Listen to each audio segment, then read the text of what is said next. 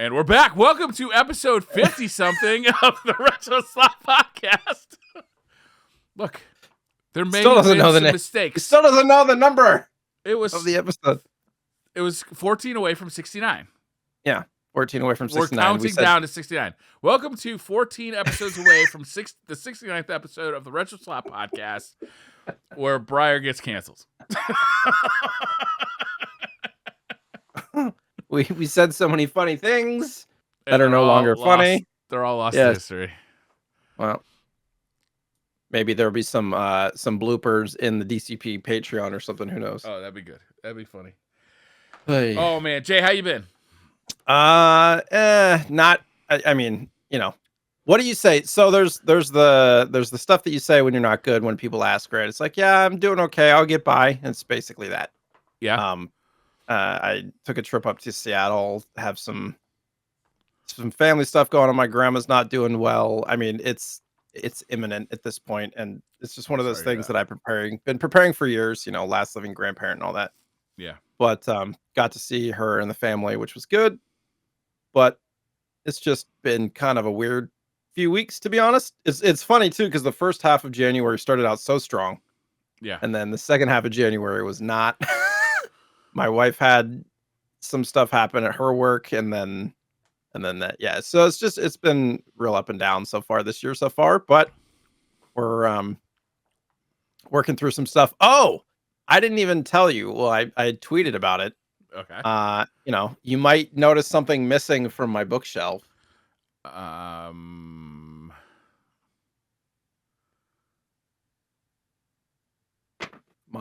My graded first print Mario is gone. Oh, did you sell it? I sold it along with a bunch of other sealed stuff that I was just like, you know what? Like, first of all, the market was much higher. Yeah, well, the market was much higher a year ago. Okay. So I probably would have gotten double what I got a year ago. Wow. For everything.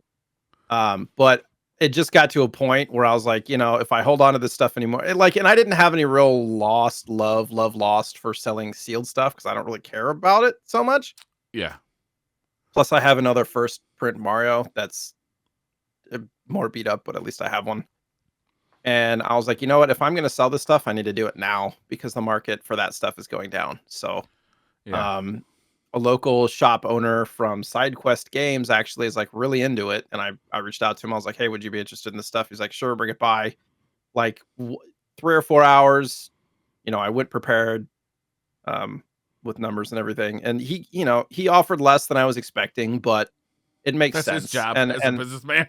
Yeah. And I was happy with the number, and it was 5 times what I had paid for everything over the years. Wow.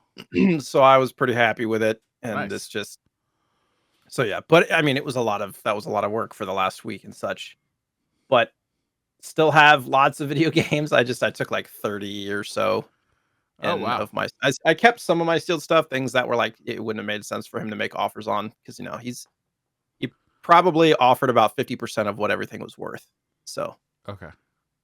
That's so fine. You didn't want to try like doing it on eBay, like selling it that way? No, because 1, it's just the time. 2, yeah, you got to deal with shipping everything. You got to deal with fees. You got to deal with like reporting everything individually on taxes. This way, I can just do it all in one fell swoop. Yeah, and it's much easier. And really, I might have gotten 20-30% more than I got, maybe. Mm-hmm. But the time that it would have taken to sell everything individually too, maybe stuff would have gone down by then. Who knows? Yeah. That's how I kind of feel about eBay too. Unless it's like, I've sold a few things on eBay, but it's been like graphics cards. I sold a PlayStation 5 on eBay because I got 2 of them at launch. So it's like, you know, there were relatively large things that like the fees weren't going to hurt me. You know what I mean? Sure. And yeah, this is true. One-off stuff. I mean, I don't really do it as a job anymore, and it just sure I lost some value, but the time and being able to, and plus we have to pay taxes for the first time in a few years, so that was partially why I did it. Oh, you only pay or why I was like, okay, it's time. Like, are you on the every 3-year plan with IRS? You only have no. The last 2 years. years. Yeah, you didn't know about the 3-year plan? No, Yeah. If you're self-employed, there's like a 3-year plan. No. The last 2 years, they've really we got refunds the last 2 years because of Oh, a okay. lot of the like childcare allowances and all that kind of stuff for the last 2 years. Sure. Plus, we made less, and it kind of hit us like a ton of like I didn't do estimated taxes this year because the last 2 years we've gotten refunds. So I was Mhm. like, it shouldn't be that much different realistically, and it was a lot of the rules changed, a lot of the allowances changed, a lot of the kickbacks and all that stuff You use changed. an So accountant or you do it yourself?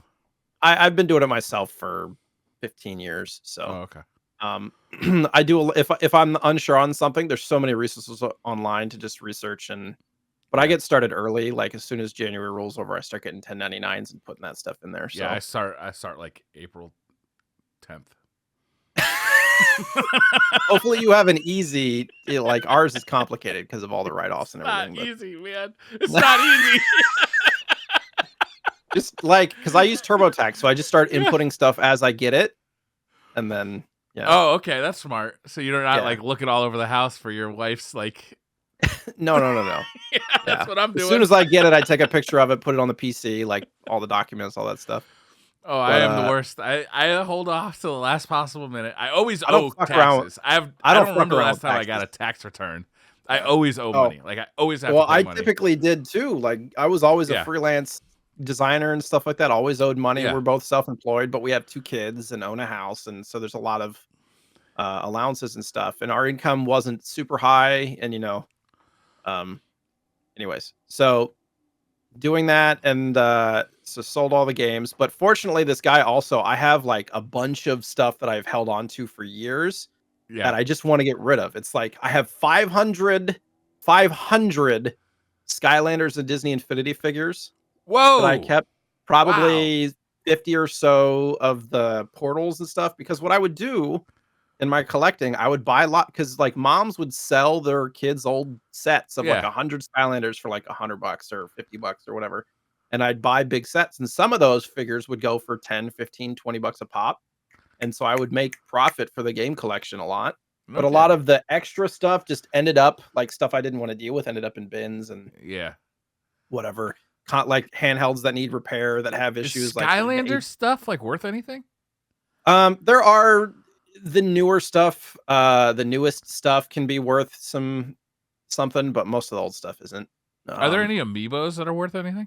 yeah, I mean, it's regular, it's normal for amiibos to go for 10, 15, 20 a Okay. pop, and then there are some that are more rare. But most of the Okay. time, anytime there's a rare figure, Nintendo's like, "All right, we're doing a new shipment of all these," and so then the value tanks. And so I got out of all that, and but I just have boxes and boxes and boxes of stuff in the garage that I've just been holding on to. And the guy that bought all my sealed stuff was like, "Yeah, we'll give you, we'll give you some value for it, like, not a lot, but just get it the fuck out of the house, like Yeah, just yeah. go, give me something." Yeah. Anyways, Sometimes the space is more valuable than the things that are yes, occupying it. my wife is stoked. Yeah, I bet she is. She's like, "Get it out of my house." Like, she trusts me with the cost of everything. She knows that I'm making money overall and not, like, just spending a bunch of money, but Uh-huh. it's the space and the time just really wear on her for sure, all this Sure. hobby Yeah. stuff. But yeah, that's how I am. Long story long. You got a couple of discussion topics I saw? Yeah. Um, we were talking about this on stream last night. Okay. If you had to pick one sweet, like candy, cake, whatever, forever, and you could not have anything else, what would it be? And there is one like sub rule. Okay. The more specific you are, the more often you can have it. So if you say cake, you can have it like once or twice a month. But if you say specifically like yellow cake with chocolate frosting, you can have it like every day. Dang. So if I say like chocolate, then I can have it like once a month. If I say Yeah. Snickers bar, I can Mhm. have it like every day. Huh? Oh, fuck. But I don't want a Snickers bar every day. Too much. You have the choice. Yeah. So I suppose the play here for me, I'm not a big sweets person. Like I prefer, like if I'm going to get my calories in, which I like to do, you know what I'm saying? Yeah. I'd rather Yours- get it with the meat and the potatoes rather than the dessert. I'm not one to save room for dessert. I'd rather the main meal is my favorite part. Also, like the drinks, the beers are also my favorite part. So if I had to pick one sweet, what would be the one forever? I mean, I think it'd have to be. Does ice cream include milkshakes? Sure. Okay, I go ice cream. In the summertime, I like a good milkshake. You get it like once a month.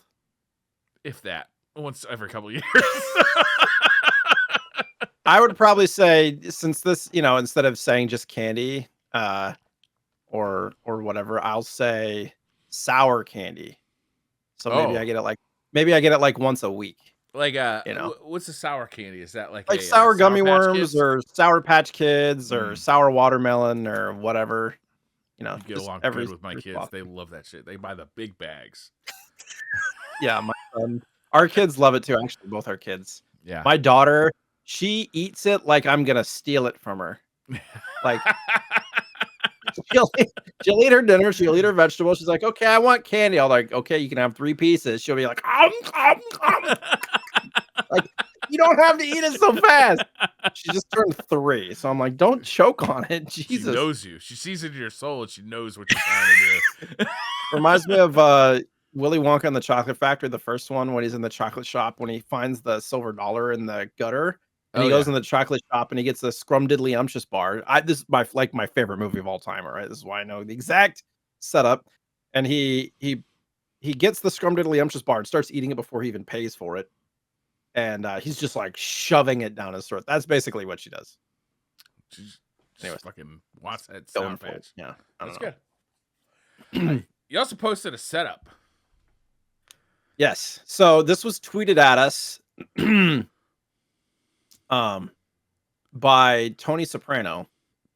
And that's his name. Tony Soprano on Twitter. And this video is from Alex Wang. It's a LinkedIn video. And it's basically a giant. It looks like a giant switch on the wall. Yeah. But it converts out, and it has like fucking controller things that are like rotating. It's got all the classic consoles. And you can choose from like 1 player or 4 player or whatever. And it's got everything like pre-plugged in. So you just have to grab the controller, put in your game, and start playing. And it's got like wireless charging, and just it looks like it costs about $100,000. Oh, it is completely flat. Like the way the Switch controllers like come out and they like reveal the GameCube and the N64, then on the other side the NES and the Super NES is pretty impressive. And then when the bottom slides out and reveals like, oh, there's like an OSSC in here, there's a wireless charger for your phone. Like holy smokes, like they looked into this. Like it is really cool. I gotta be honest though, there's something very disturbing to me about this image that makes me wonder if this is even real. Is the couch is facing away from it. That is true. Like that is true. Nobody's using this. It's just behind. It's like decoration on the wall. Maybe they have like like the Versus couches where one side is like a theater and the other side's the Switch. Okay. Maybe. I don't know. I mean, it is a cool thing though. And then did you see the coffee table is a Walkman, like a Sony Walkman? Yeah. That's pretty neat too. And there's like, it looks like there's giant headphones on the wall too. Yeah, that doesn't make sense that the couch is literally facing the opposite direction. If you look at the very end, it doesn't make sense. And it makes the whole post seem extremely suspect to me. Well, I feel like somebody would have to go through more work to make a 3D mock-up of this than to actually like have it looks real. It just, I don't know, the couch is on the wrong side of the room. The fact that he puts the phone on the thing and it starts charging, I don't know. Like, yeah. It is really cool. It is really cool. It looks amazing too. They never turn the TV on, do they? Oh yeah. Yeah, they do. Yeah. Playing Mario Kart. Very cool. Yeah. Did you retweet this? I'm gonna retweet it right now so people can find it. I liked it, but yeah, you'd retweet it. You just liked it. You didn't think it was worth a retweet. I see how it is. Well, I liked it on the RetroSlot account. Discerning retweeter. Dude, I'm so bad at Twitter, I swear. So bad. I've been enjoying the conversation with everybody. Everybody saying, "I think I'm just gonna leave Twitter and go on a Mastodon." I'm like, okay. Then it's like, but like Twitter for me isn't really like a social thing. It's more of like it's a work thing. Does that make sense? Sure. Like I don't want to build up the same way. 20,000 followers on another platform. That's a lot of work. Sure. Makes sense. All right. I'm gonna retweet it on the RetroSlot account. Oh, okay. Now it's worth retweeting. Sure. But not on your primary account. No.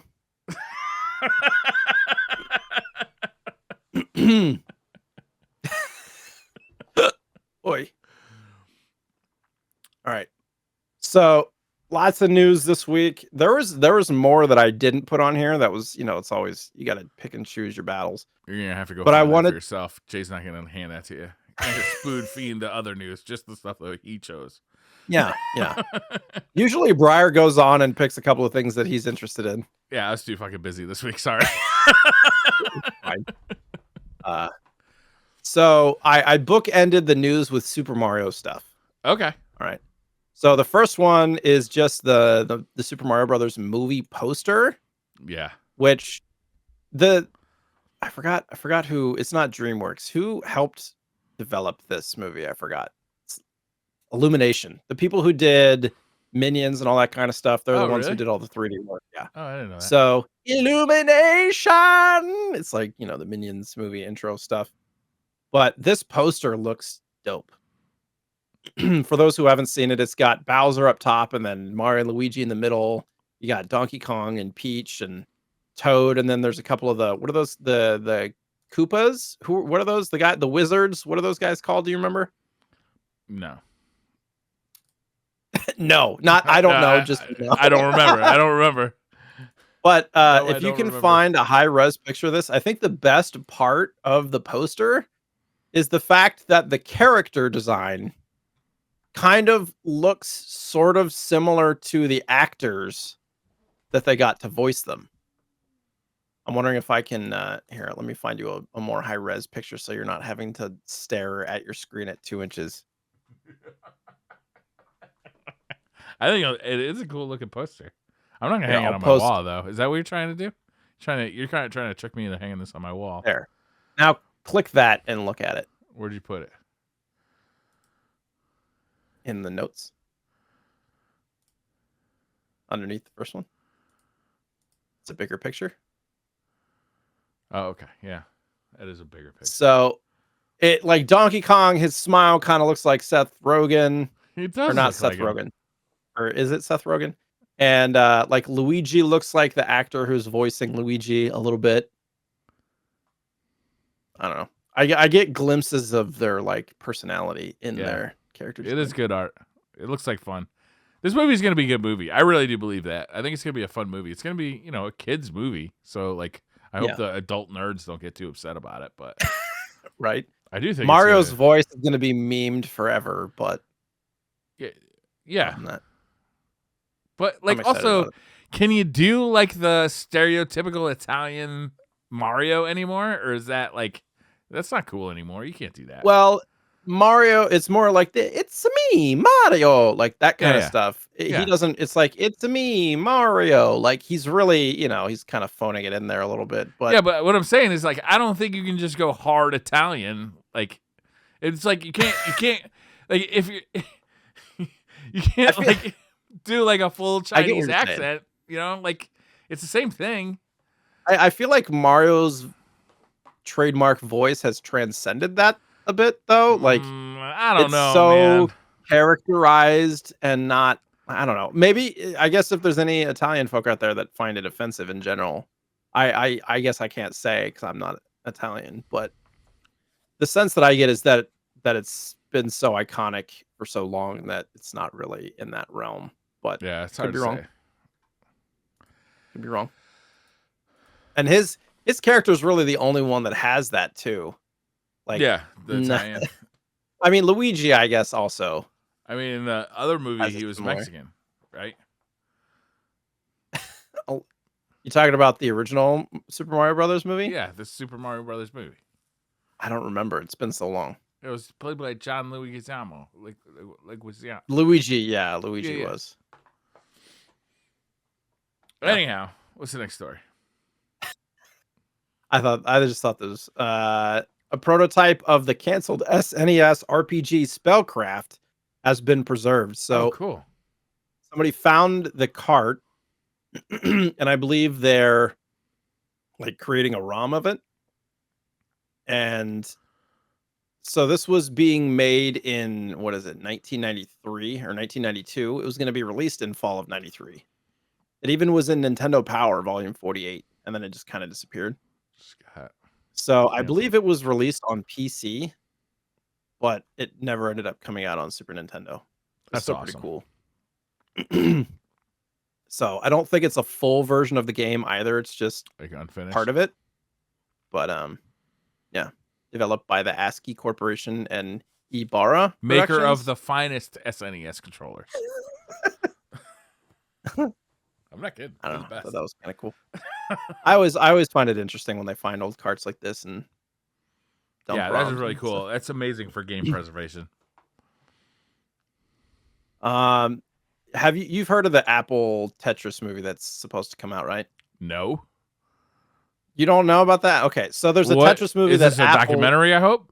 No. Well, it's not a documentary, it's a drama, but it's based on the story of, Wait, hold on. It's all about how all the other blocks are constantly waiting on the long, skinny block to show up. And it's about a growing experience about how he needs to be more responsible and be on time for the party like the rest of the blocks. Wow. Somebody make it. Illumination, get on it. Let's go. Kids movie. No, it's more a drama based on the creators of Tetris. Oh, okay. That's cool, because that's a really interesting story. Right. So for those who don't know, the main creator of Tetris kind of started going insane and then went missing. And he did? I didn't know that. Presumably was like murdered or was going to be or something. Like I don't know the entire story. About? Are you sure you don't have a different story mixed up? The guy he was paranoid that he was going to get murdered. He was Russian, obviously, in the USSR when communist Russia. So he never saw a dime of money for Tetris for years and years and years. But there were so many legal battles about it, and like the legal battles are actually really interesting because like they really they screwed with people, basically. They screwed with Atari, they screwed with Tengen, and you remember the Tengen versus the Nintendo version of Tetris 4. There's a ton of stuff out there about this. There's some really good already documentaries about it. But he eventually moved, I think, to Seattle, and now he is the rights holder for Tetris, and he actually makes money off of Tetris. Like he is separated from all of that. Yeah. I think it's Seattle. I know he's in the U.S. somewhere. Androv? I don't remember his name. I'm not that smart. Alexei Pajitnov? Yeah. Nailed it. I was trying to see if there was something about him being like kind of going psychotic or having episodes and stuff. I don't know. I could be wrong. I'm trying to read up real quick, but yeah, I think the movie will shed maybe my assumptions are completely off and this movie will shed some light on it. But anyways, so it's premiering in March and it's supposed to release later this year. Cool. I'll watch this if it's about the creators. Like not only the creators, but also like the people around the creators and all like the drama and like the stuff like how Nintendo ended up with that license on the NES, which was like a big win. A big win. It's hard to explain how big a win that was because Tetris was a major property in those days. Also, how it ended up on the Game Boy. Very cool. Okay, here we go. Actually, I found it. In 1998, Pohilko used a hammer and hunting knife to murder his wife Elena while she slept. He then killed his 12-year-old son Peter using the same tools. That's the creator. No, that we just said his name. It was like Androv. Oh, he's the actually. Okay, so Pohilko is the psychologist. I think. God, there's something. I think you're just making this shit up. I think you just hate Russians. Okay, Pohilko was a You've Russian taken this academic and Ukraine clinical war too far. psychologist. Pohilko was a Russian academic and clinical psychologist whose work included using puzzles as psychological tests. He was a close friend of Pajitnov's. So I like this movie covers both of them. Okay. I think is like the pair. And they created Tetris together, right? Okay. So, but there's like drama and a tragic story there, regardless of all the details. Hopefully any the story movie that comes out of the that. USSR during communist Russia is going to be a tragic story. Yeah, it's true. Every single one. I figured you'd appreciate this next one. Sonic has a bootleg on the NES that was created long ago, like 20 years ago, but it just got some improvements to actually make it look presentable. Really? And it looks really cool. It basically, as much as you can imagine Sonic on the NES, it looks like it, the iconic design of everything, but the colors look very NES, like kind of muted tones. It looks awesome. Not quite like as bright. The one for the Master System, but not as colorful. Yeah. The thing that I find funny is that when he goes around the loop-de-loop, it looks like it's hand coded because it's slow and he goes into the loop-de-loop and stuff. But it's just funny. I thought it was cool that, and the 8-bit music and all that stuff. Thought it was kind of like if this came out for the NES back in the day, this would have been top tier. That would have been blasphemous. Can you imagine Sonic coming out on the NES at the time with all of the marketing shit that went on? Yeah, the blast processing. Can't even imagine. Have like they should have done a Sonic like a it runs like a fast remake, too. like a pre-make, like a like an origin story for NES and Master System. Yeah. It's like how Sonic got his power. Well, there was a Sonic for the Master System. It's well regarded. Right, but it's basically the same as the Genesis version, right? Very similar. Yeah. I don't know if it's the same. I've never played it, but it's well regarded. This looks good though. Yeah. Nice and shot. I figured you'd appreciate the next one too, since you love your Mister. I do love my Mister. A modder named Eric Sorensen created an awesome Mister rig. Yeah, and it's got like cool. It looks like a modern system, like a console with all the controller ports for all the different systems. It's got like SNES and it looks Genesis, like a VCR NES. with like a bunch of controller ports on the front. Yeah, it's got USB ports on it and stuff too. Yeah. Yeah. PS2 controller ports. Yeah. It's got USB, Genesis, NES, Super Nintendo. Is that PlayStation next to this? PlayStation 2, I think. PlayStation 1, PlayStation 2. Is it? And then I don't know. Is that a DVD drive of some sort? Looks like a CD drive. That's interesting, because there's, to my knowledge, no way to do that on the Mister. No, that's just LEDs. I don't think that's anything on the left. Oh, okay. That's pretty cool. Is that all 3D printed, the front? Yeah, probably. But then when you look inside of it, it's like, oh, these are just like standard off-the-shelf parts. Yeah, everything's kind of like separated with USB cables going between. There's a hard drive in there. It is still cool, though. I like it. Or how much hard drive in there. Or something like that. Yeah. I mean, it looks like it's just like the shell of a VCR with like a 3D printed front. Probably got like Bluetooth built in too. Wait, my Vista has Bluetooth on it. Yeah. I mean, I'll be honest though, just the parts he's got inside of this, I bet are anywhere from $1,000 to $1,500. I mean, the Mister has gone up in price. I think a Mister now, like a full setup, like pre-built, costs you like $600 now, which is wow, that's a lot. I bought mine for like $300, and I thought that was a lot. Mm-hmm. Well, inflation now, $20 is the new $5, $100 is the new $20, right? Boy, I said that 10 years ago too, though. That already happened. Wild. I'm actually weirdly excited about the next one. I have this weird like appreciation for free-to-play mobile games. Street Fighter is getting a free mobile RPG this month. Oh, really? Is this that Street Fighter thing that they've been advertising for like a couple of years? Street Fighter Duel Duel, yeah. is coming to the App Store and Google Play This has this been month. out in China for a long time. Really? Yeah. Oh, it says November 26, 2020. This new release marks its full worldwide launch. Yeah. It's weird. Like you'd watch like Street Fighter. I watch Street Fighter events, like tournaments and stuff, and they're constantly advertising in this, even though it was never available in America. Do you know if it's well regarded? I think it's a. I don't know. I don't know, but I'm assuming it's some kind of like a money sink. You know, you throw money. Yeah, well, 100%. A free to play game. That's always what they are. But like, as long as you can get stuff without paying money, it just takes more time. I'm all for it personally. Yeah. But I don't know. I'll definitely download it. Like, I'm a nerd when it comes to this shit. I just love Street Fighter. That one mobile game that gets memed all the time on the internet. I've played. Oh, Raid Shadow Legends. I've played almost every day for over 2 years. Have you ever done an ad for them? Well, yeah, that's how I got started. Okay.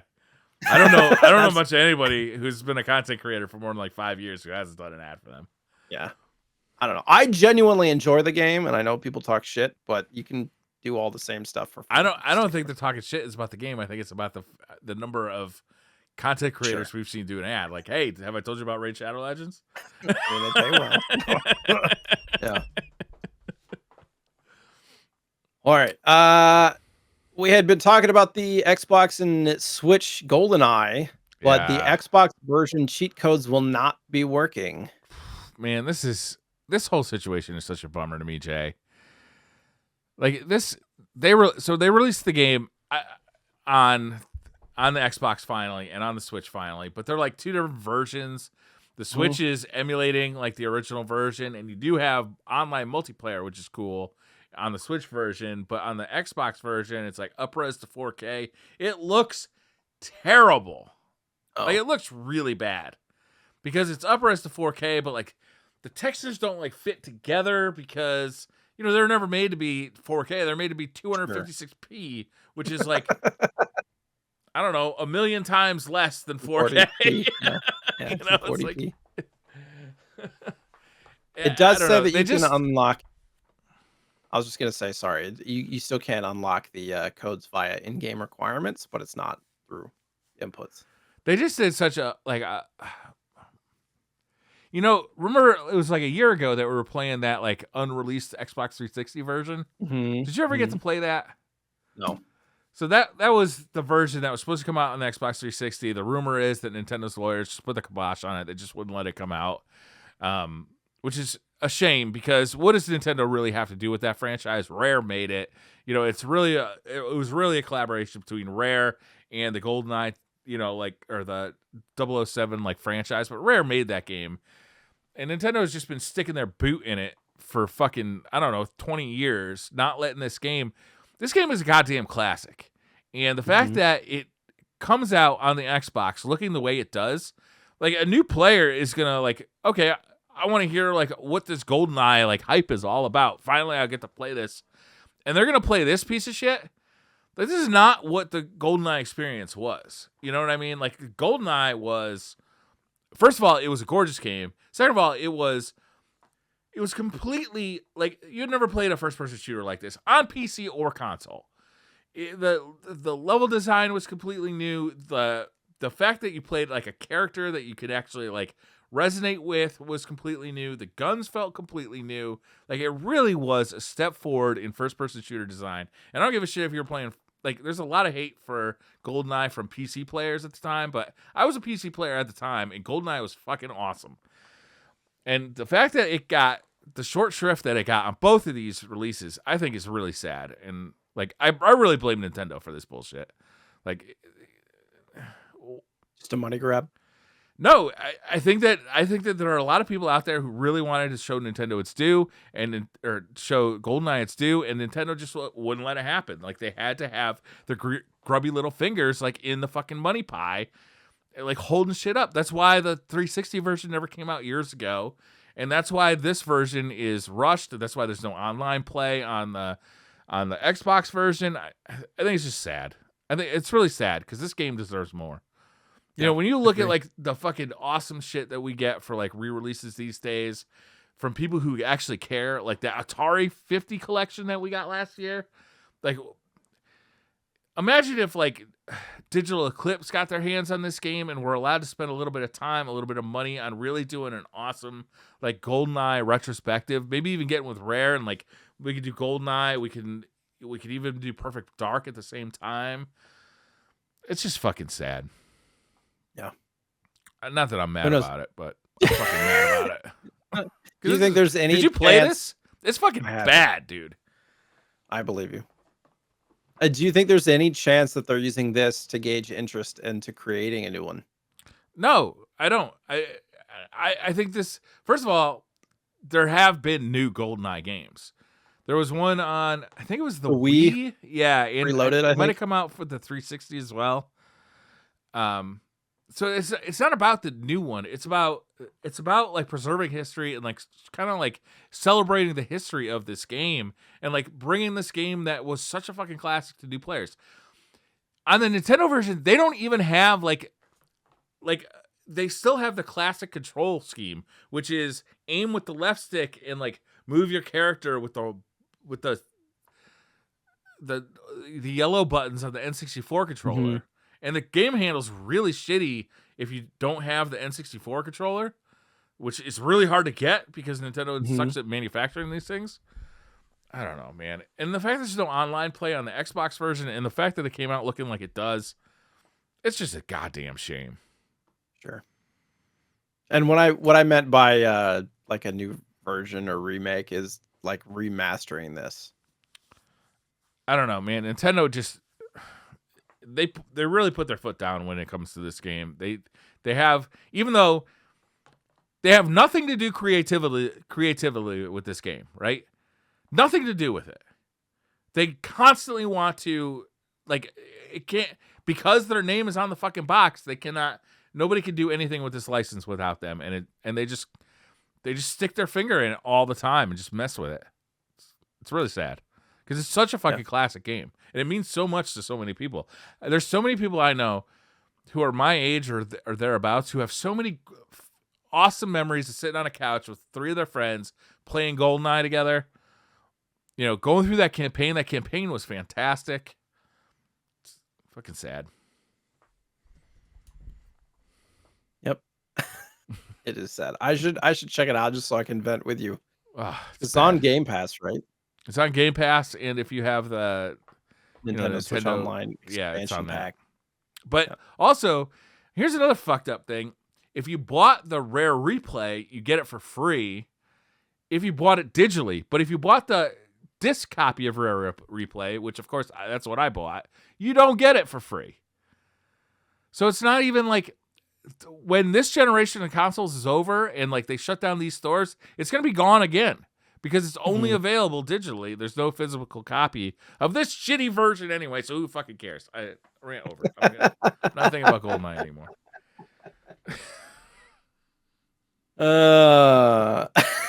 This will make you laugh. Polymega announced that their announcement got delayed. What does that mean exactly? So I just thought that it was fitting. They have apparently a big announcement coming soon. Okay. But they delayed the announcement. They announced that they're delaying the announcement after all of their delays. And so it's going to come out at the end of February? Is what they're saying. Okay. What? I mean, is this thing out yet? I actually have not been following. As far as I know, they're still having like production issues for the people that oh my god, it says in this article that they can only produce 50 units a month. Yeah. Oh my god. Yep. That's production issues. Yeah. We do know that the console's getting an N64 module, and they have the like the shooter gun thing too. So there's no real idea of what this announcement could be. I don't know if you have a shot in the dark as to what you think it could be. Well, they got the N64 model. I know they have the Genesis, Super Nintendo, NES, Maybe a PlayStation? No, they already have a PlayStation, Sega Saturn, right? I don't know. I don't know what this could be, honestly. Who is pre-ordering anything from this company? Yeah. Says the pre-orders opened up recently for the N64 module. Like, who the fuck is sending them money? Maybe we'll get it in 10 years. Who knows? I mean, I thought the thing is out, and I think I'm right. I think the thing is out, but they're just having trouble making it. But this thing was supposed to be at like Walmart and stuff. Like, if they sell 10,000 units at 50,000 or 50 units a month, let's just do some no, that math doesn't add up. We're talking hundreds of units. You don't think that they've sold thousands? I mean, at 50 units a month, no. Well, they can sell them, they just can't ship them. But theoretically, like 10,000 isn't a ton. 10,000 isn't a ton. No. At 50 a month, that's 200 months or 200 months. 16 years. 16 years. So you're going to get your hot poly mega action in 2039. Enjoy. Can you imagine? Look,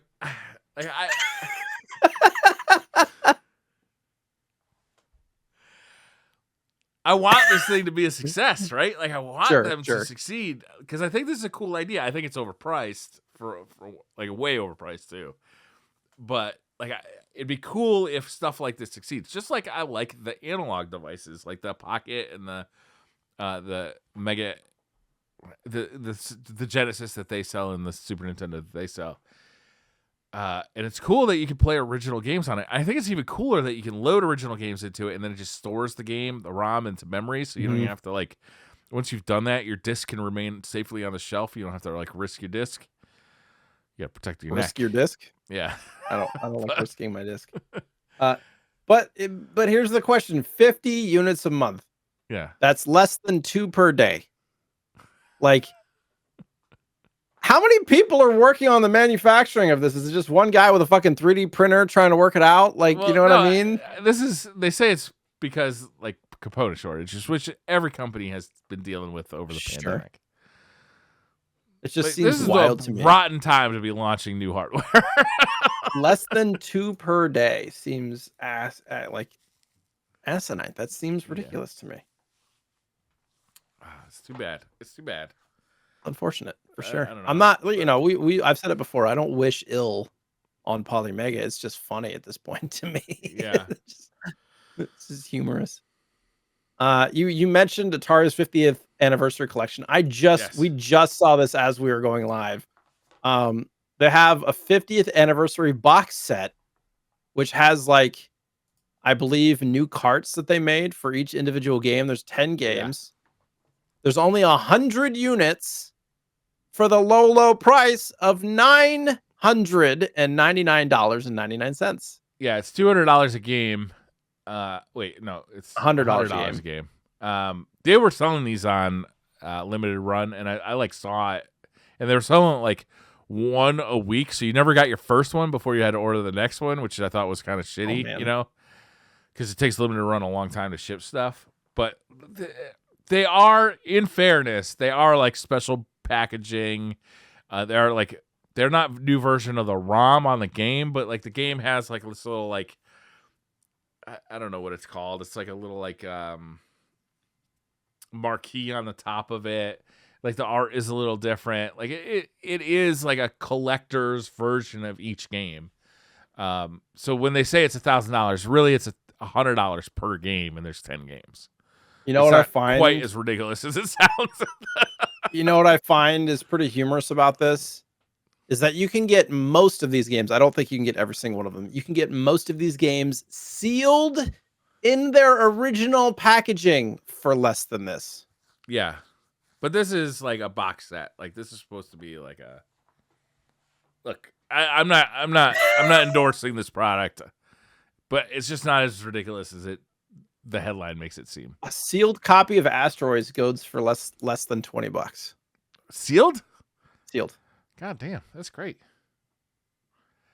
I'm just But also, quickly. I don't have like Centipede's like the Atari 40 or 50. Atari stuff is just too old for me. Like I don't Yeah, have. it's same, but it's just funny.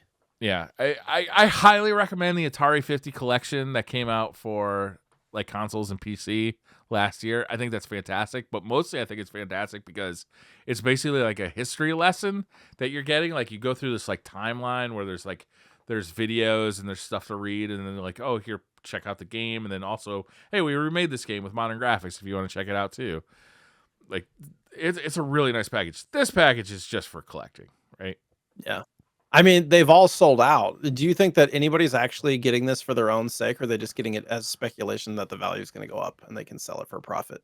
I'm sure some people got it for their own sake, but I think that's what half of limited run game sales is people speculating, because you immediately look at a game goes for sale on limited run, you immediately can go to eBay and find it for twice as much on eBay.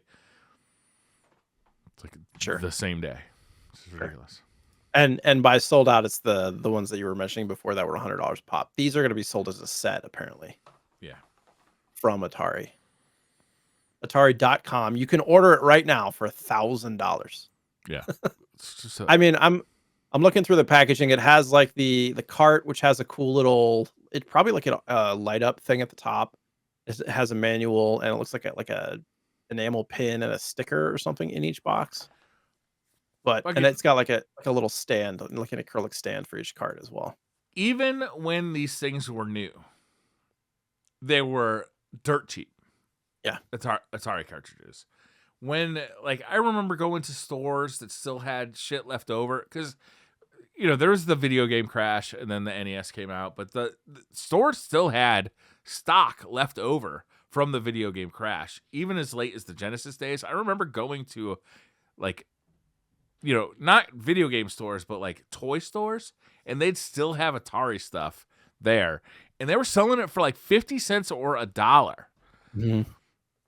So it's like you can get most of these games now cart for $5 or less, except for maybe Adventure. Yeah. Anyhow. Wow. And the 50th anniversary collection on all the systems has like a ton of games on it, right?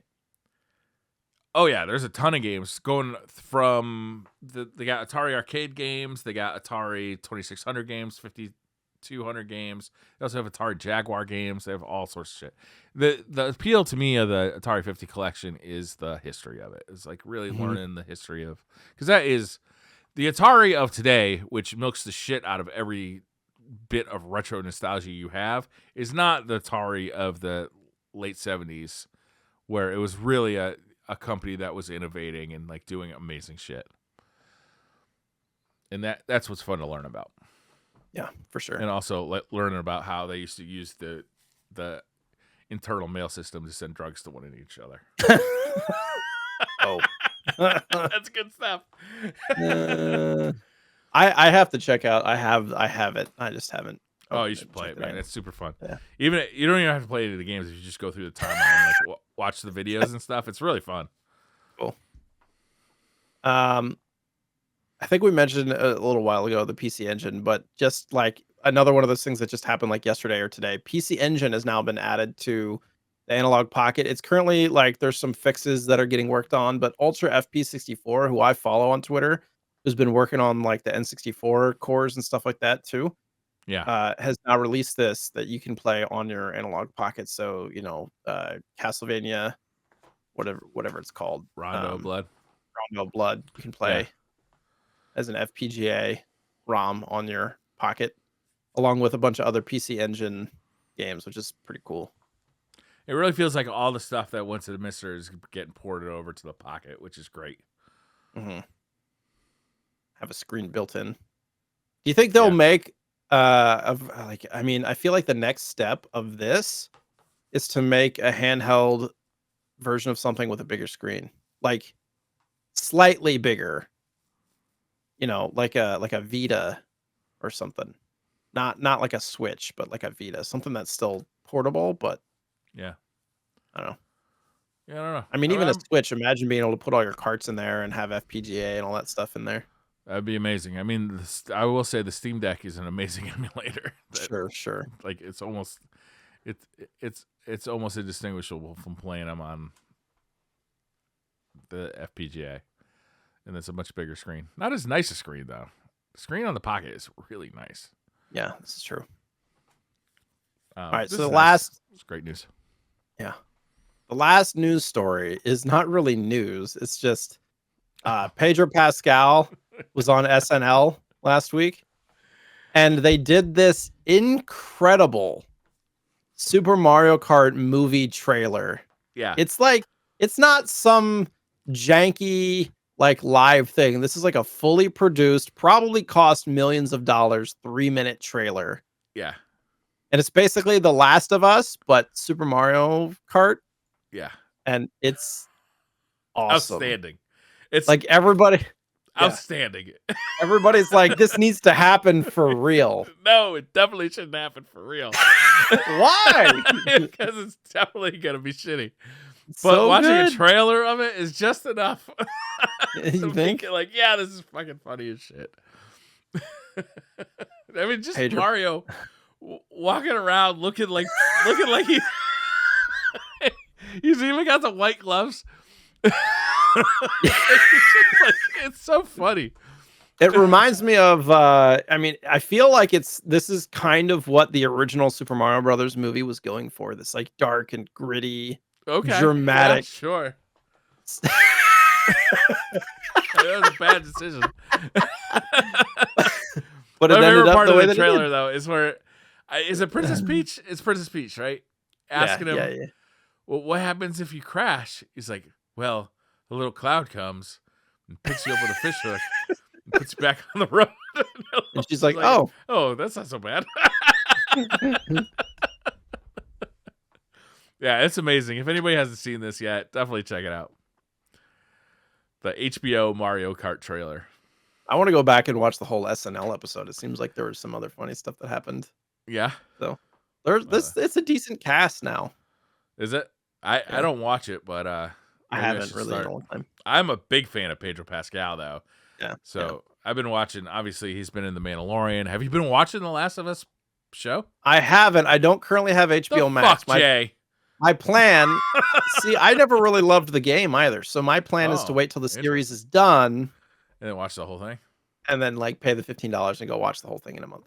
Yeah. It is. 'Cause I don't want to trickle it. Fantastic. Yeah, I've been hearing that. It is outstanding. It's. I mean, not only is it probably one of the best video game adaptation that's ever been, which is not necessarily a high bar, but it's just it's outstanding. Just it's outstandingly well made television. You know. Yeah. It's very good. I got sucked into an anime, and I don't really watch anime, Oh, okay. but I was Not just an anime kind of. person. I'm not an anime person either, but No. this happened to me too. What is it? I decided, just to kind of like a bunch of people in our Twitch community and stuff are always telling me to check stuff out, and so Yeah. I did a Google search. I was like, good animes for beginners of anime. I enjoyed Trigun and Cowboy Also, Bebop. Can you leave off anything that has underage porn in it? Because there's a lot of that. Fortunately, I found a good one. Yeah, so My Hero Academia. Okay. It connected with me because it's basically a superhero show, but it's anime and it's all like superhuman type stuff. And the whole premise, if you don't know, is that over time, people start being born with these abilities they call quirks, and everybody's got their own unique quirk. And sometimes people become heroes if they go through training and stuff. Sometimes they become villains. And the story follows this kid who was born without powers. Sorry, I have loud children in the background that just got home. He's born without powers, but he had this just absolute love for the superheroes and really wanted to go to the superhero school and all this stuff. And so it follows his journey. I don't want to spoil anything if you end up checking it out, but I've really been enjoying it actually. Watts It's has long been telling me story, about though. this one for years. You like superhero stuff. There's a lot of characters though. That's the one downside. Really, it's like there's dozens and dozens and dozens of characters to like track and have thoughts and feelings for and all that stuff. So I've been sucked into a few of them. Did you watch that one that was based on what's the video game called? League of Legends? no. Okay, that was really good. And then I watched Attack on Titan, which was about like giants. That one was pretty good. But a lot of them, I'll say one thing about them is they like to talk about their feelings a lot. Yeah. Yeah. You know, like I feel like we've all had these feelings and we've talked about them, but we don't need to keep talking about them. Can't we just like get back to like killing demons or whatever we're doing in this one? Right. And also, the underage sex thing is really fucking creepy. Japan, get your shit together. Stop doing that. Yeah, I hear you. Fortunately, My Hero does not have that stuff in it, but it does absolutely sexualize like high school kids, and it makes me a little uncomfortable. Like they're all wearing like, tightly fit clothing, and some of the camera angles are suggestive, and it's like, come on. These kids are like 15. Let's not do this, even in a cartoon. The worst one I saw, I was playing this game called Caladrius Blaze, and it's a shooter game. It's a vertically scrolling shooter game. And in between the levels, when you get to the bosses, the more damage you do to a boss, it goes into a shame break animation where it undresses the girl who is the boss. And I'm like, okay, so like, and each boss is obviously a girl, and there's a shame break for each of the bosses, like 3 of them. So you gotta like, the better you do, the more you get to see this girl undress. But the worst part is I went into like the gallery where it's like shows all the characters, like, and like you could like learn about the characters. One of the girls is 11 years old. Oh no. I know. It's like, oh my God, this is ridiculous. Yeah. There should be a line, but it's a cartoon, so they're able to blur it. There is a line, and they have crossed it. Yeah. This, anyhow, going back to Saturday Night Live Mario Kart HBO trailer, it was fantastic. It's really well done, and if you haven't seen it yet, definitely watch it. Contra, buddy, dude. It's been a long time since I played myself some Contra. Yeah, and I was kind of surprised. Like, I don't remember much of this game, honestly. Yeah. I played it on stream this morning / last night, and I was like, I don't remember this. And then you get to a boss, and you're like, oh, I kind of remember this. Yeah, because it's pain. You just remember the pain. So did you end up beating it? I did, but I cheated. Yeah, same. How far did you try it without the code first? No. No, I just jumped like, right fuck in. I'm like, half of the fun of this game is the code, right? It's like, sure, half of the nostalgia for this game is up, down, left, right, A, B, start. Or is it B, start? Sorry, my bad. Just BA start. But it's like, it's so part of the experience. Like, I do think that give me a week with this game of playing it like for like 3 hours a day, I think I could beat this game, no problem, without. But you just got to learn it, right? I definitely couldn't. Yeah. I did get to the second level first try without using the code. So I got through the first boss. That's pretty good. Out of the second level, and then got stuck and used my continues, and then was done. And I was like, all right, I'm using the code. As soon as I see the start screen come up, though, like the Contra logo on the screen, I'm like, my thumb just starts doing it.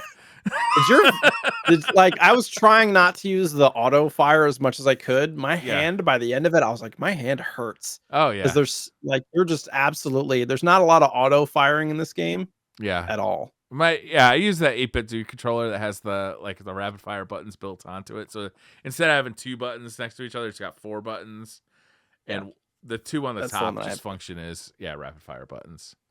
So there's I was trying not to use them as much as I could, but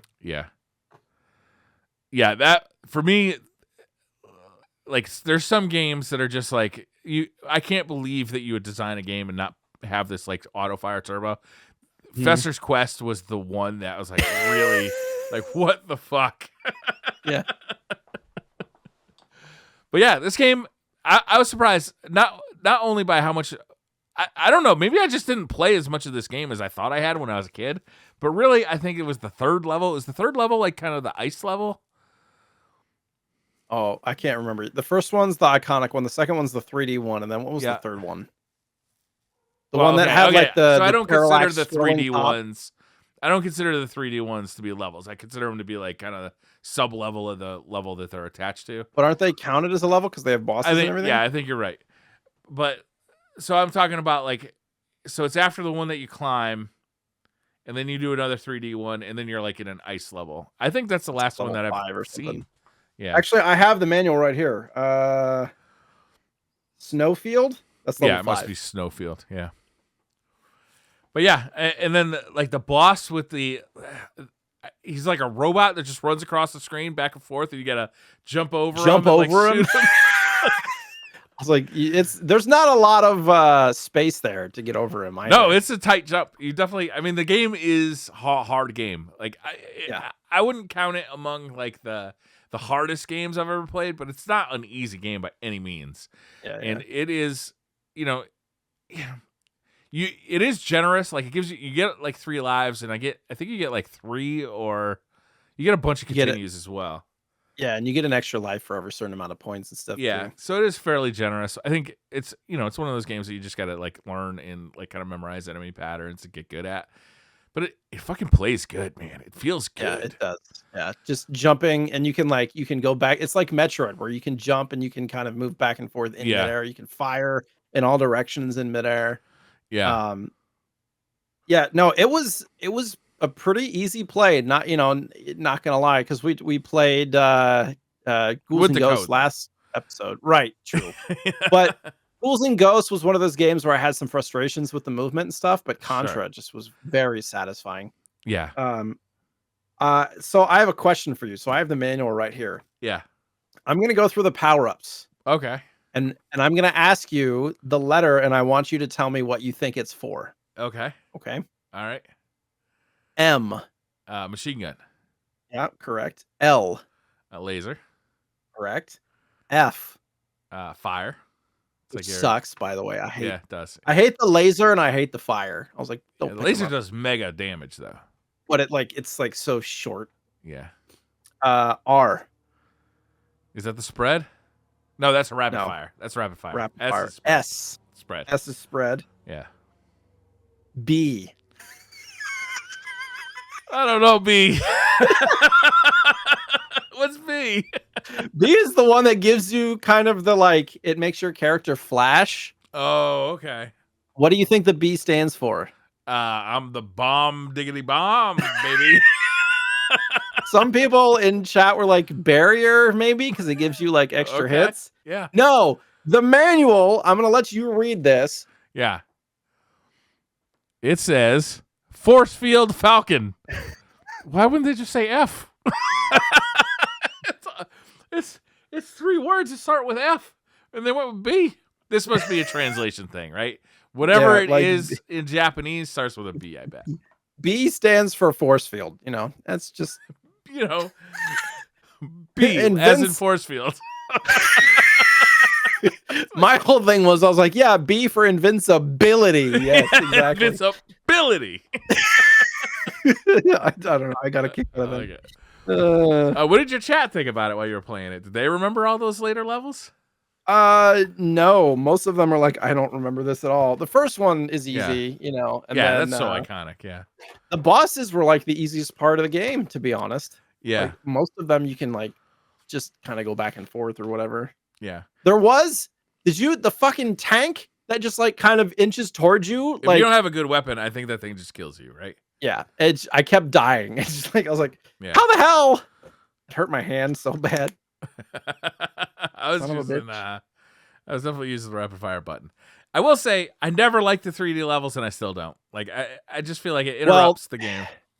And it's frustrating because some of the stuff will slow down as it gets close to you, and not because of any design reason, but just performance reason. Yeah. So it'll like come towards you, and then as it gets close to you, it just slows down, and you're trying to jump and figure out exactly where the 3D thing is, and you end up landing on it. And you're like, it shouldn't have, but I did. Yeah. I think this is almost universally true for me with all Contra games. Is there's the side-scrolling part that I love, and then there's like the gimmick part that I hate. Like whether it was Super C, the one where. Or was that Contra 3 where they like the screen would like spin around your character? Oh gosh, I don't know. I did play mode 7. It was awful. I hated it. Like for the Super Nintendo, you're talking about like Alien Wars. I haven't Yeah, played Alien through Wars. that really, to be honest. I Yeah, did play about.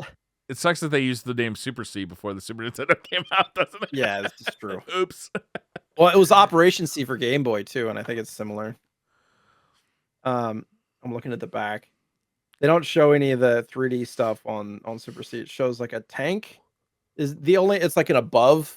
It's like above you on like here's the I'm thinking character. of Alien Wars. I think you're right. Yeah, it's Contra 3 for Super So I Nintendo. did play about 15 minutes of Contra Force. Oh yes. It is god awful terrible. Yeah, that game. It's got a reputation for sure. So the things that I thought were hilarious are, just like if you're hitting the button too fast, he'll like do the motion that he's firing, but bullets won't come out. So he's just sitting there. It's like do. I hate that. do. Like what the hell is going on? So putting it on rapid fire was just hilarious. Yeah. And then when you kill an enemy, they go sideways and then they continue to fall in the direction that they get hit. So if somebody's jumping at you and you kill them, they just go sideways and continue to come towards you and just like land near you. Will they still do damage to you if they hit you? No, but there's so much slowdown in that game too. Like you jump and then all of a sudden there's like 4 things on screen. It's like jump, and the jumps. The thing with that game, I don't think it was originally supposed to be a Contra game. I think they slapped the Doesn't name seem like on it. it just to help try to improve sales for the game. Sure. A lot of the platforming and stuff too. I got to a point where if you destroy all the boxes, like you literally can't get up. You have to go all the way back and forward to get the boxes to respawn to be able to jump up. And then there's certain parts where you're on the right side of the screen, but you have to go back left and then to the right before the game screen progresses because it just won't auto like move forward. Oh, it's so bad. Just the very basic gameplay mechanics are terrible. I couldn't get past the first level. I was like, all right, I'm fucking done. I'm out. I will say, going back to the original game or the NES game, I do miss playing this with like a friend. Sure. However, I do remember being extraordinarily frustrating because the person who was at like the front of the screen could like move the screen and like basically push you to your doom, or especially the vertical scrolling stage. Like if he jumped, but you were at the bottom of the screen, he could actually move the screen so you were now off the screen and kill you. And it was extraordinarily frustrating. And then the other part of playing 2-player is if you have more lives and your friend just keeps dying, then it starts taking your lives to keep them. You can choose to share your lives. It's like, no, there's no choosing to share shit. They just hit the start button and it starts taking your stuff. This is not consensual. I thought it was interesting that they named this Grisor in Europe. Oh, really? I thought it was called like Pro. That was in the PAL region. Wait, isn't PAL Europe? Probotector is in the PAL region. Isn't that Europe? I don't know. I think PAL, maybe South PAL or something. Okay. And it was like specifically in like Germany, it was Probotector because of the censorship stuff. Oh, so it was like it wasn't people, it was like robotic and stuff. Yeah. There's PAL region is large. You know, it goes to like Australia and all sorts of other places too. So. Well, I didn't know that. I didn't know Australian had PAL. Yeah. Those poor bastards down under were dealing with 50 hertz, huh?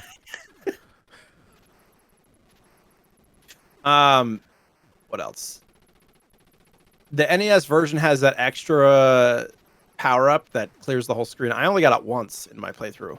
Yeah. And it was like at a point where I didn't need it. Yeah, you know? of course. There's like nothing on the screen. And just okay. What just they changed a bunch of the level, kind of the level not architecture, but some of the level design was different, but mostly just they changed how the levels were treated. They kind of paired stuff out a little bit more for the NES than the arcade. Oh, yeah. It seemed like. The arcade version is not as fun. I have played it. It's on the Mister, and I've checked it out. It's first of all, it's vertical. It's tape mode. Right. Tate mode, sorry. But I don't know. The game just isn't. It's not polished yet. It's not the final form of Contra that you want it to be. That seems weird to have a vertical screen if you're traveling horizontally. Yeah, I agree. Makes sense for the 3D parts, but otherwise it's weird.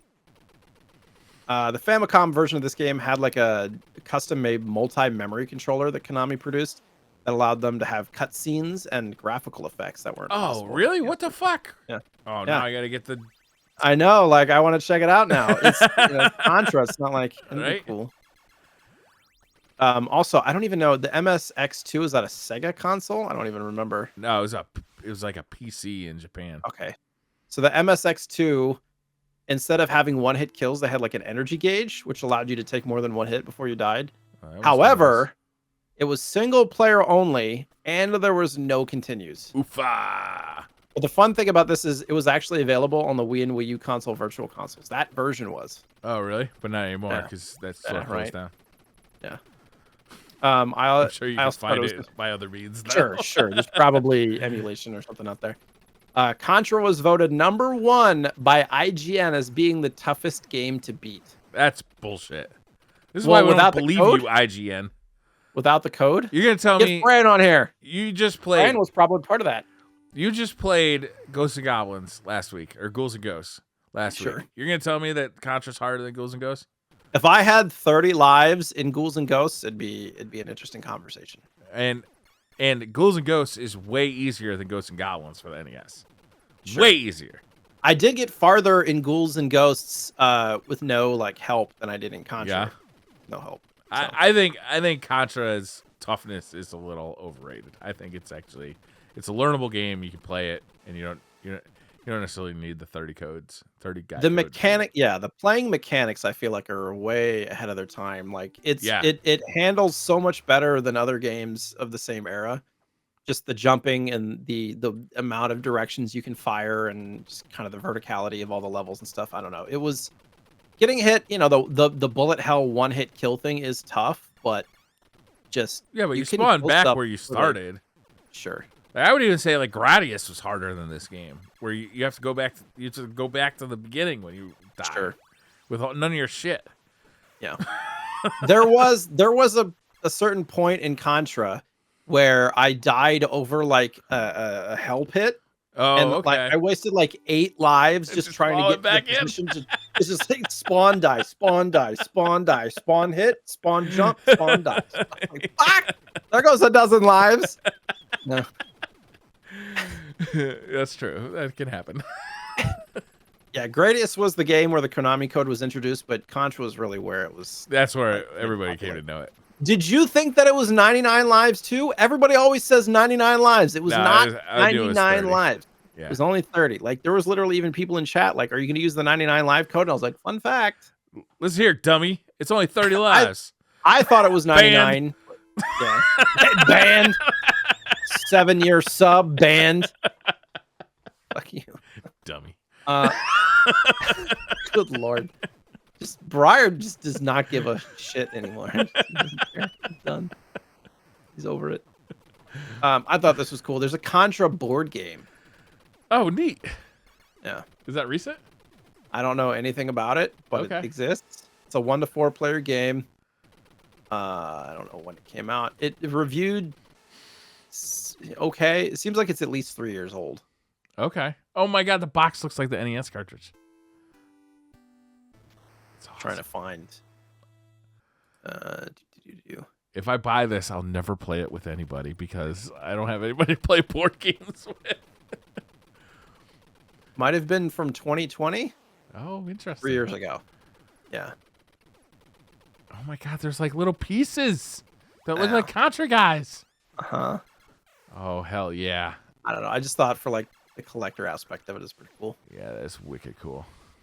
I wonder if it's easy to find. Contra the board game. It's got cards and stuff. Little point pieces and things. Oh yeah, there's like the physical pieces of the dudes. They look like amiibo, but they're Contra characters. It says pre-order now. Oh no, that's unavailable. I bet you're right. I bet it's not. It's hard to find. I wonder. Oh, they sold it at Barnes and Noble. $40. Still? Ship this item out of stock. How much? How much? $40, but it's out of stock. Oh. Anyhow. Just gonna check eBay real quick. We just totally got sidetracked. Yeah, it's fine. People listening know the deal. It's fine. $100. $100 on bucks. eBay. $100. I'm never gonna play it. It's just gonna be a box on the shelf for $100. I don't know. Figures are pretty cool. Yeah, they're pretty. It's got cool. like, yeah. For $40, I totally would have bought it. $100, I'm out. Yeah. All right. So what are we playing next episode? Fuck, I forgot to pick a game. Oh no. Oh no. Okay, so we're gonna have to do this on the spot. Okay, first of all, can we? What do you think? What did you like? Overall thoughts of Contra? It was better than I remembered it. I agree. With the Konami code. With the Konami code. Yeah, I was way into it. I was having super fun playing it. I played it mostly on the Pocket too. It was a very playable game on the Pocket with the small screen of the Pocket. I still don't really like those 3D levels, but I mean they're easy enough to get through, like super quick. But the main action, the side scrolling action, is super fun still. I do wish I had somebody to play with locally, so we could kill each other. Stop taking all my lives, you dick.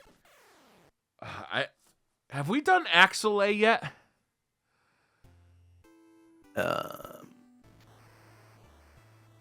I know exactly what you're talking about, and I own it, but I don't know. We're gonna look at our list. I did make a list. I don't believe so. I don't believe so. You want to do Axel? Sure. Are we too heavy on Konami? We're doing Konami twice in a row. SNES shmup. Yeah, but it's kind of fun because it's like it's a vertical and a side scrolling, and I'm kind of like just into shmups right now. Sure. I mean, I own it. I haven't played it before, so I'm down. Yeah, this game too, I bought for like $40 at like a game store locally, which you pay top dollar at, and now is upwards of like $80 or $90 loose. Like shot up in price for some weird reason. Yep. Luckily, I'm trying to see if there's anywhere else that you can play it. I don't think it's available on like Konami guys. Konami games are available on the Nintendo Switch Online stuff. No. Like, where can I play it? You have a cartridge, you said. Wii U eShop. Just put the cartridge in the system. It was on the Wii U eShop. This is why it's so expensive. But it's very highly reviewed. Place to find it. Yeah. Yeah, that'll be a fun one. And I'm into shooters right now, so I'd like to play this. I think. So this is topical, actually. Yeah. On DK Oldies for good condition Kart, it's 170. Ooh. So here's the conversation. I just wanted to touch on this because it's kind of topical. People have been complaining about DK Oldies prices. First of all, online retailers or retailers that have a lot of overhead are going to be more expensive, period. That makes sense. Number two, if you sell stuff to DK Oldies, they often will give you market value for the game. Say it goes for $50. They'll give you 50, sometimes even more than market value, 55, $60 for a game. So right. So yeah, there's N64 stuff where it's like it Do they goes give you for cash though, or $45. store credit? Yeah. They give you cash. They send you a check. They also give you a prepaid shipping label so you don't have to pay for shipping. Yeah. And they give you 20% extra if you want credit. And you get an extra 8% cash back through their rewards. Now, that more expensive game, it's still expensive, but not as bad. Two, they have plenty of stuff. Yeah, or you just sell them your games and then go buy it cheaper somewhere else. I do that a lot. Yeah. So, second, they do have a bunch of stuff that is at retail cost or below, like or around what it goes for. However, you have to spend the time to look for it. It's not going to be very popular stuff that goes fast, like Pokemon games, Super Mario Kart at 64. That stuff's going to be way expensive because it goes super quick. Yeah. But I literally just sent in some stuff, and I got Street Fighter Alpha 2 complete in box, exactly what it's been selling for on eBay for the SNES. For the SNES. And their complete in box stuff has come in good condition every time I've ordered. Also, I got Adventure Island 2 for less than it goes on eBay in credit that I got 20% extra of. And, I was sending in stuff that they were giving me retail. So, like, if you play the game a little bit, you can benefit. But a lot of people only see the prices that they have posted and so therefore it's very expensive. So if something's expensive, just go somewhere else to buy it. It's just I don't know. The stuff I was seeing that the main complaints were they were selling refurbished systems that clearly hadn't been refurbished. They were like basically like, you know, they were filled with cockroaches and shit. And then also they had made a video where they said they were destroying like a counterfeit Game Boy Advance or a DS or something. And it turned out it wasn't counterfeit. It was just a super rare variant that the people at DK Oldies had never seen. So they just destroyed it. I didn't know that. Yeah. The most of the complaints that I've been seeing recently are just the price of their stuff. Yeah, well, that's the biggest complaint in retro gaming, I'd say, the price of stuff. I wanted to show off something. I don't have any pickups today. I don't either. Oh, okay. Weird. But I did build something that's pretty retro. This is an arcade stick. Oh, nice. That does look very retro. Yeah, it's a brand new arcade stick for the PS5. But I went to focusattack.com, which is like an arcade part supplier. And I bought the art that is like the Sega Astro City like arcade art, which is actually turned out really nice. And then I bought pink and green buttons and a pink joystick. And oh wait, it's over here. It's weird looking at yourself in the mirror. Yeah. And then a yellow button for over here. It's really cool. Like I really like it. It turned out really nice. And I'm pretty excited about it. Nice. How many arcade sticks do you have at this point? Dude, why do you have to like say stuff like that to me? This one is different because it's got a Seimitsu LS32 lever installed, which is better for shooters than for. You don't gotta games. justify shit to me. I'm just saying. I've got in working condition.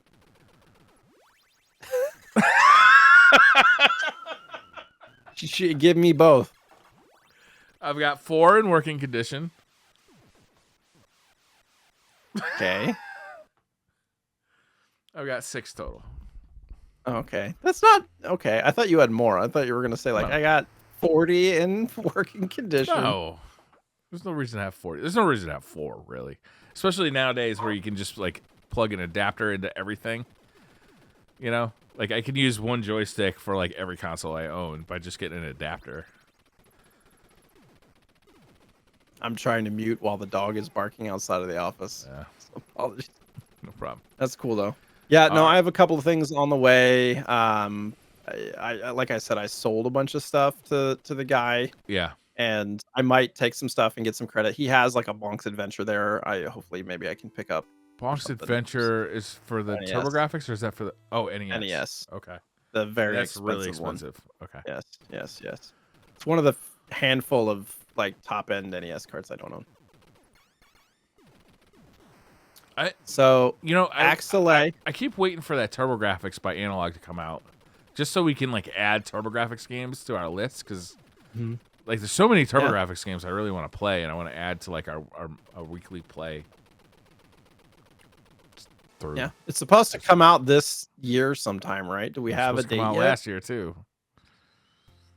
For the adapters, do you know? Have we gotten any updates? No. Not that I've seen. Well, $100 just sitting there. Actually, 125 or something was shipping. Did you pre-order? Is there a way to pre-order? The 3-pack of. Wait, right? Yeah, the 3-pack. 3-pack of what? Yeah. Of adapters for the Pocket. Oh, no, I'm talking about the TurboGrafx. Remember they came out with the Turbo Duo? Yeah, the PC Engine Duo. Yeah. Sorry, my brain. Yeah. All good. I only have like one PC Engine disc. Everything else I own is just Hue cards. Yeah. I have a complete library of both. On your Mister? Yeah. And on my Pocket. Yeah. Well, I only have the Hue cards in the Pocket, but the CDs will get there too. Actually, I probably have to get a bigger memory card for my Pocket because I think I have a 256 in there. But once they start adding CD games in there, that space gets used up fast. It's amazing to me that you can get like terabyte mini micro SD cards that are like this big. We're living in Star Wars, man. The only problem is we're just not in the spaceships yet. But like seriously, it's like I think they have 2 terabyte SD cards now, which is insane. Are they affordable? They like under $100? No. But they will be. In fact, someday you'll be like, remember when they used to have little tiny 2 terabyte cards when we're all using like petabyte cards, you know? Like, I can't even fit an NES game on this. Anyhow, should we wrap this one up? Absolutely. All right. Good show, Jay. It was great to see you again. Yeah, you too, man. Next week, we'll be playing some Axelay. I'm excited about Axelay. I've been way into shooters. I don't know what it is about fucking shooters, man, but I'm addicted. Have you played Axelay yet? What are your first impressions if you haven't played I have played Axelay, yes. Yep. I remember playing it when I was young and not really digging it. And I threw it in the system again about 2 weeks ago, and I was like, okay, now I'm starting to get on this. It's a little weird because when you're playing the vertical section, it's got this like perspective to it where it looks like you're like going over the horizon, and your shots go in like a V. So it's a little weird to like line up your shots, but perspective. Yeah. The perspective is a little weird. I haven't played it before. Like I said, I do own a cart. I've heard good things. That's my first impression. So yeah, I'm it's well reviewed for sure. All right, that's Cool. gonna wrap this one up. Thank you all for watching. We'll see you in 2 weeks. What'll be that? That'll be February something or another. 21st. 21st. Ooh, is that getting close to Destiny? When's the Destiny? The following Tuesday. So it's between. Okay. So we're good. All right, guys. We'll see you in 2 weeks. Bye. Bye.